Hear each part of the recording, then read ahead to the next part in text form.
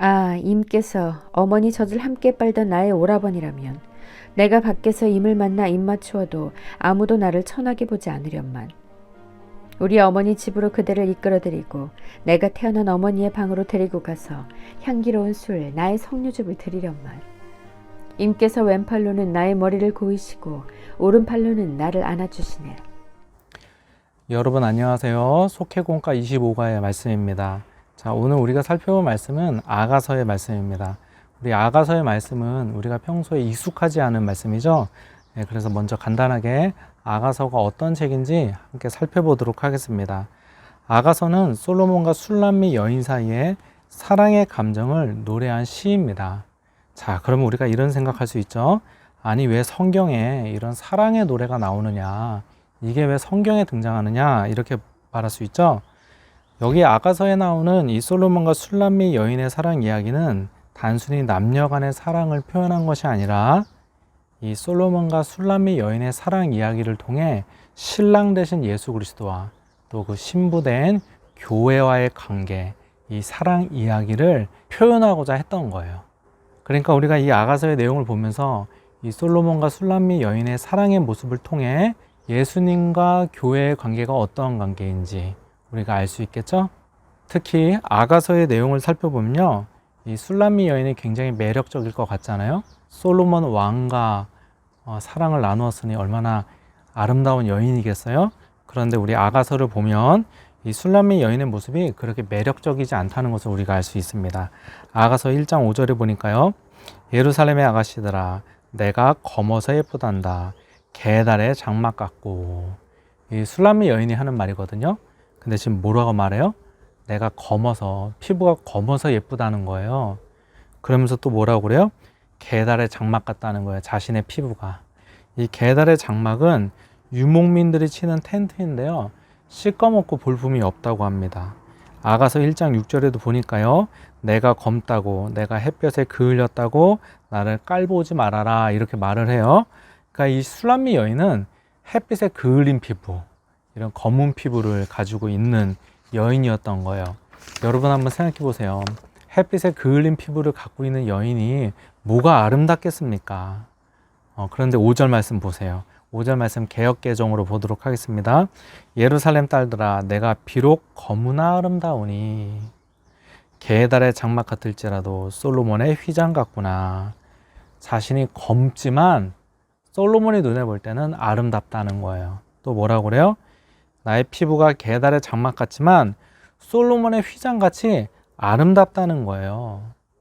여러분, 이것이 바로 하나님과 우리와의 관계라는 것입니다. 하나님 우리를 왜 사랑하시죠? 우리가 사랑받을 만해서 하나님 우리를 사랑하시는 건가요? 그렇지 않습니다. 우리가 사랑받을 만해서 사랑하시는 것이 아니라 하나님의 전적인 사랑으로, 은혜로 우리를 선택해 주시고 사랑해 주시는 것입니다. 이 말씀에 대해서 이제 조금 있다가 더 자세히 살펴보도록 하겠습니다. 자, 이제 오늘 본문 8장으로 넘어가서 오늘 본문인 아가서 8장의 말씀은 솔로몬과 술람미 여인의 사랑이 이루어지기까지 이 모든 상황을 회상하는 장면이다, 이렇게 생각하시면 돼요. 자, 오늘 본문 1절. 아, 임께서 어머니 젖을 함께 빨던 나의 오라버니라면. 자, 무슨 말이에요? 술람미 여인이 지금 하는 말인데, 솔로몬, 당신이 차라리 나의 가족이었다면, 나의 오라버니였다면, 이런 말을 하는 거죠. 왜 이런 말을 하는 걸까요? 1절 말씀 계속 보니까요, 내가 밖에서 임을 만나 입맞추어도 아무도 나를 천하게 보지 않으련만. 자, 술람미 여인이 이 솔로몬과의 사랑을 나누고 싶은데 이 신분의 차이 때문에 둘 간의 사랑을 나누기가 힘들었던 거예요. 주변에서 이 둘의 사랑을 가지고 말이 많았던 거예요. 뭐 저 여자가 돈을 보고 사랑을 한다는 둥, 왕을 유혹한다는 둥, 뭐 이런 이야기가 나올 수 있잖아요. 그러니까 이런 것들이 힘들었던 거예요. 솔로몬과 술람미 여인의 사랑은 이루어지기가 힘든 사랑이었던 거예요.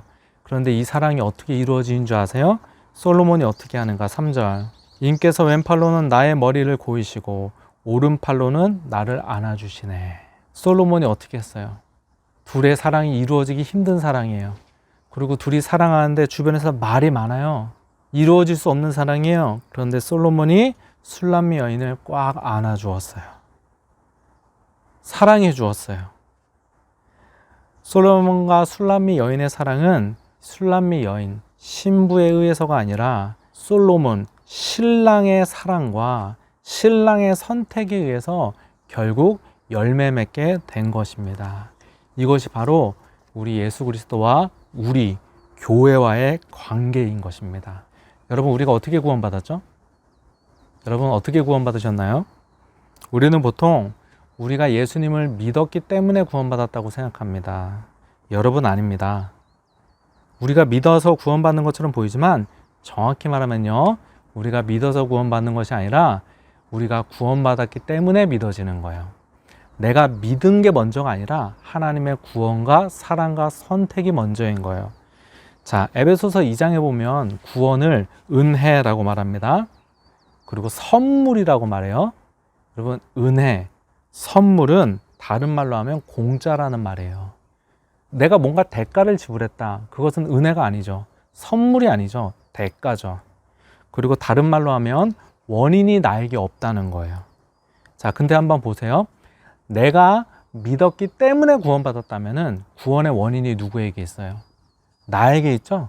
내가 믿어서 구원받은 거잖아요. 여러분, 그건 선물이 아닙니다. 은혜 아니에요. 대가죠.